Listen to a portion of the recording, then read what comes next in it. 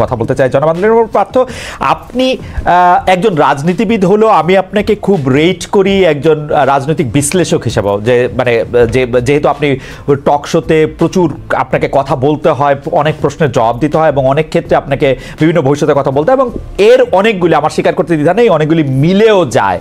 আমি এই জন্য আপনাকে একটু ফরওয়ার্ড লুকিং প্রশ্ন করতে চাই যে গত কয়েক বছর ধরে জনাব তারেক রহমানই আসলে বিএনপির হাল ধরে আছেন। বেগম খালেদা জিয়া চিকিৎসার জন্য লন্ডন গেলেন, শেখ হাসিনা জনরোষে বাংলাদেশ থেকে বিতাড়িত। রাজনীতির এই পরিবর্তনটা আপনি আসলে কিভাবে দেখছেন? নতুন নেতৃত্বে নতুন রাজনীতির সূচনা কি হতে চলেছে? বিশেষ করে 90-এর পর যদি আমরা আওয়ামী লীগ ও বিএনপির শাসনকাল যদি বিশ্লেষণ করি, সরকারে বা ক্ষমতায় এলে মানে এটা একটা এই প্রশ্ন বারবার হচ্ছে যে তারা যে গণতান্ত্রিক থাকবেন, কর্তৃত্ববাদী হবেন না, সেরকম কি মনে হচ্ছে? মানে এই নেতৃত্বে যারা আছেন, এটা তো অবশ্যই ঠিক জনাব তারেক রহমানই আসলে 20-22 বছর ধরে অন্ততপক্ষে দলের ডেপুটির হালটি ধরে আছেন, কিন্তু মানে এই নেতৃত্বের ক্ষেত্রে কি কোনো পরিবর্তন আসছে? ব্যক্তি মানুষ না, আদর্শের, দৃষ্টিভঙ্গির আপনি কিভাবে দেখছেন? একটু আপনাকে ধন্যবাদ খালেদ, আপনি তো অনেক ওয়াইড একটা প্রশ্ন করেছেন আমাকে।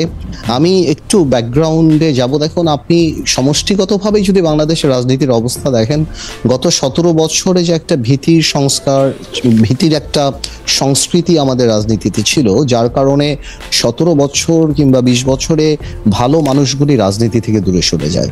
এই কারণে অফকোর্স একটা ভ্যাকুয়াম সৃষ্টি হয় রাজনীতিতে। কারণ 17 বছর আপনি জানেন যে কোনো রাজনীতি করতে গেলেই একটা গুম খুনের একটা ধারণা ছিল, বা মানুষ রাজনীতিবিদদের উপরে কেন জানি এমন, মানে কেন জানি বলবো না, মানুষের যথেষ্ট রিজন ছিল রাজনীতিবিদদের থেকে দূরে সরে যাওয়া।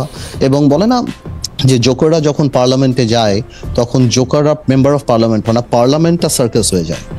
গত 3টা বছর, তিনটা টার্ম অনেকটা এরকমই একটা অবস্থান ছিল।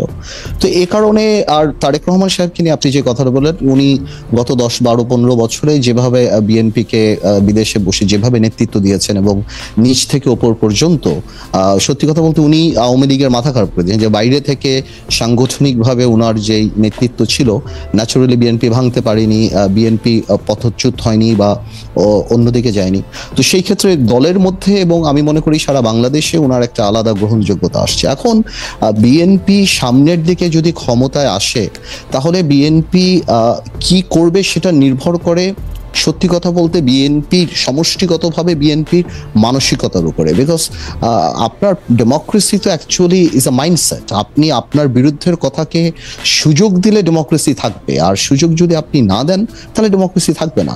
তো এটা সম্পূর্ণরূপে একটা মাইন্ডসেটের ব্যাপার। এখন বিএনপি যদি ওনার কর্মকাণ্ডে বা বিএনপির কর্মকাণ্ডে যদি সেই রিসিপিয়েন্ট বা ওই রিসিভিং এন্ডে থাকতে পারে বা ওই মানসিকতা থাকতে পারে, এবং এই 17 বছর এত কিছু দেখার পরে যে আপনার রাষ্ট্র পরিচালনায় ব্যর্থতা বা পতন, বা যেটা পতন বলবো না, আওয়ামী লীগের তো, যেটা আমি আপনাকে আনঅফিসিয়ালিও বলেছি যে আওয়ামী লীগ এমন একটা রাজনৈতিক দল যার বাংলাদেশে শুধু রাজনৈতিক পতন হয় না, এই সামাজিক পতনও হয়েছে। যে এই ধরনের সামাজিক পতন আগে হয়নি, বিকজ আওয়ামী লীগের অবস্থানটা, আওয়ামী লীগের অ্যাট্রসিটিটা, আওয়ামী লীগের দুর্নীতি বা সবকিছু একটা হাউস ওয়াইফের কাছে, একটা সাধারণ শিশুর কাছেও চলে গিয়েছিল, এবং এই লাস্টে যে গণহত্যাগুলি। তো আমি সেটাই বলবো যে এখন তো আর নির্দিষ্ট শত্রু লাগবে না আমাদের পতনের জন্য। আমরা যদি আওয়ামী লীগ থেকে শিক্ষা না নেই, আমরা যদি ডেমোক্রেসি প্র্যাকটিস না করি, তাহলে অদৃশ্য শত্রু আমাদেরকে সেটা করে দিতে পারে।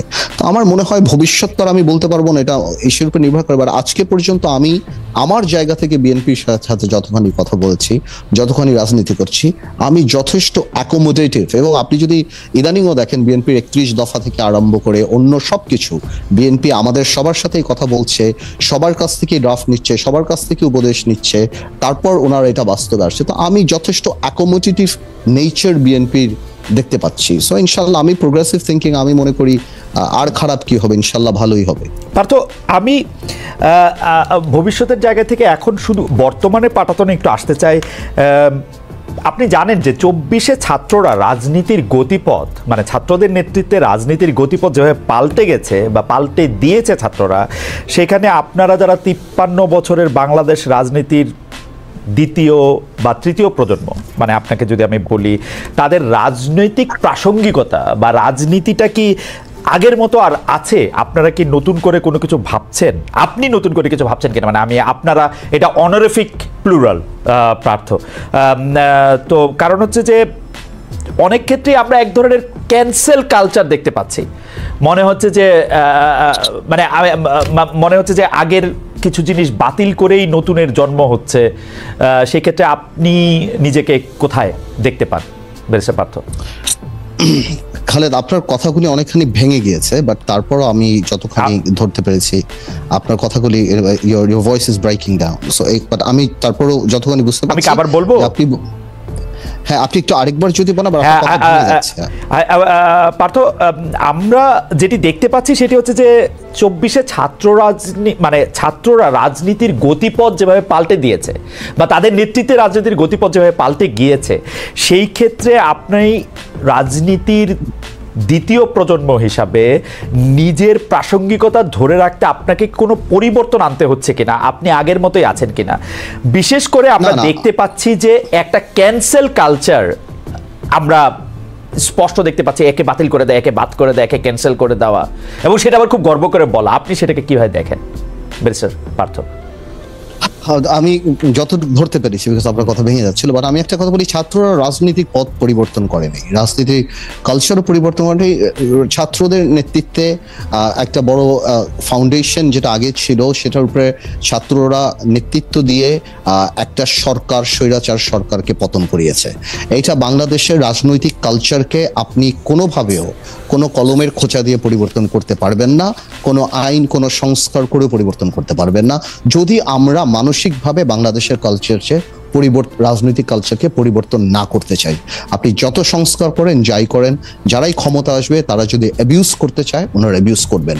আর মানসিকতায় যদি অ্যাবিউজ না থাকে, তাহলে এই অ্যাবিউজ হবে না। সুতরাং অনেকেই মনে করে, হ্যাঁ, সংস্কারকে আমরা ওয়েলকাম জানিয়েছি, এখনো জানাই। আর আপনি যদি আমাদের কথা বলার চেষ্টা করেন, আমাদের রাজনৈতিক মোটো বা আমার বাংলাদেশ জাতীয় পার্টি বিজেপিতে আমি যেই দলের চেয়ারম্যান, আমাদের মোটোটা সম্পূর্ণ ডিফারেন্ট। আমি আমার জায়গা থেকে, আমার স্বল্প পরিসরে যেখানে আমি কাজ করি, আমি এই জিনিসটাই উপলব্ধি করতে পেরেছি যে ভালো রাজনীতি আনতে হলে ভালো রাজনৈতিক মানুষের রাজনীতিতে আসতে হবে, এছাড়া আর কোনো ওয়ে নাই। সুতরাং আমরা ওই ক্যাম্পেইনই করছি, যার কারণে আমরা ঢাকা বলেন, বাইরে বলেন, আমরা সমাজে সেই গ্রহণযোগ্য মানুষগুলিকে রাজনীতিতে আনার চেষ্টা করছি, যাতে আমরা আমাদের মানসিকতায় we can accommodate more intelligent and more political people than us. এটা যদি হয়, এই মানসিকতা থাকলেই আপনি বাংলাদেশকে পরিবর্তন করতে পারবেন। আদারওয়াইজ কোনো আইন করে, কোনো সংস্কার করে এগুলি লোক দেখানো হবে এবং এগুলি টিকবে না।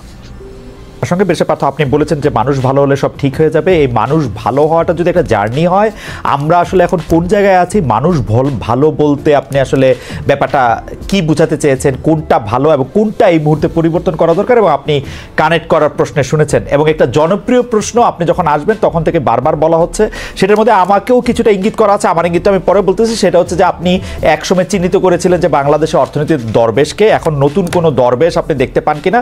আমাকে প্রশ্ন করা হয়েছে, খালেদ ভাই, you are working at independent television, what's your opinion about Darbesh, who was your boss?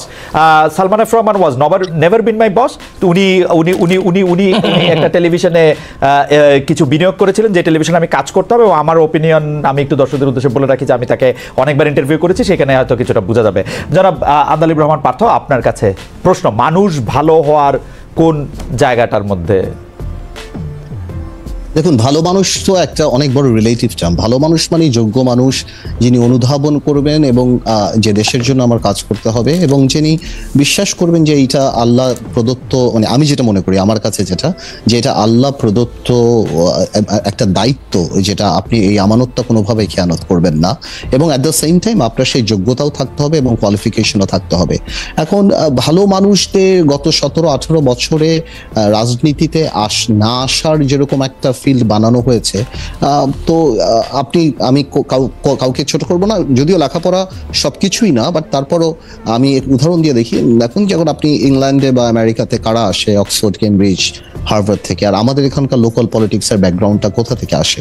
So আপনি যদি এই গ্লোবালাইজেশনের সময় পৃথিবীর বুকে বাংলাদেশকে সেভাবে শক্ত করে দাঁড়াতে চান, ওই লেভেলের মানুষদের তো পলিটিক্স আসতে হবে, পার্লামেন্টে আসতে হবে বড় করার জন্য। আজ থেকে 30, 40, 50 বছর আগে কারা রাজনীতি করতো, কোন লেভেলের লোক রাজনীতি করতো, আর এখন আজকে কারা বাংলাদেশে রাজনীতি করতে ইচ্ছুক, কারা মেম্বার অফ পার্লামেন্ট হতে ইচ্ছুক। আপনি যদি পার্লামেন্টেও দেখেন, আপনি যদি মন্ত্রণালয়, সব জায়গায় যদি দেখেন। তো আমি কোনি এই লোকগুলি, বিএনপি বলেন বা অন্য কেউ বলুক, আমাদেরকে ওই জায়গাটা করে দিতে হবে যে এই যোগ্য ভালো মানুষরা আবার আমাদের মতো এরকম এত পলিটিক্যাল হয় না। সো ওনাদের সবকিছুই আমাদেরকে ব্যালেন্স করে একটা জায়গা ক্রিয়েট করে দিতে হবে, তারা আসতে পারে, যাতে যখন আসতে পারে তাহলে ন্যাচারালি দেশ ভালো কিছু পাবে। আপনি দেখেন বিজনেস কমিউনিটি কত এগিয়ে যাচ্ছে, সেকেন্ড জেনারেশন বিদেশ থেকে লেখাপড়া করে এসে ছেলেপেলেরা গার্মেন্টস থেকে আরম্ভ করে অন্য কিছু ইন্টারন্যাশনাল স্ট্যান্ডার্ডে আমাদের কাজ হয়ে যাচ্ছে।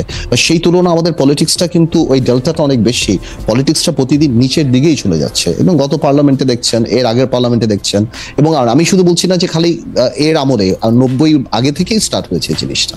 বাট এই জিনিসটাকে কারো বোঝা উচিত যে যেমন ভোট চুরি করেই যদি নির্বাচনে আসতে হতো আওয়ামী লীগের, তাহলে আওয়ামী লীগ 50টা ভালো মানুষই দিত, 25টা পিএইচডি শিক্ষিত মানুষকে দিত, যাদের এক্সপার্টিস ছিল তাদেরকে দিত। কিন্তু জনাব পাত্র, আপনার কাছে কি মনে হয় না আওয়ামী লীগ তো আমাদেরকে 2-3টা পিএইচডি উপহার দিয়েছিল, এর 2-1জন এখন, একজন জেলে আছেন, একজন, যে দুজনের কথা আমি মনে করছি, একজন জেলে আছেন, একজন বেলজিয়ামে আছেন। ওগুলি ওই সব পিএইচডি গুলি তো অন্যদের চেয়ে আরো অনেক বেশি পরিমাণে খারাপ ছিল।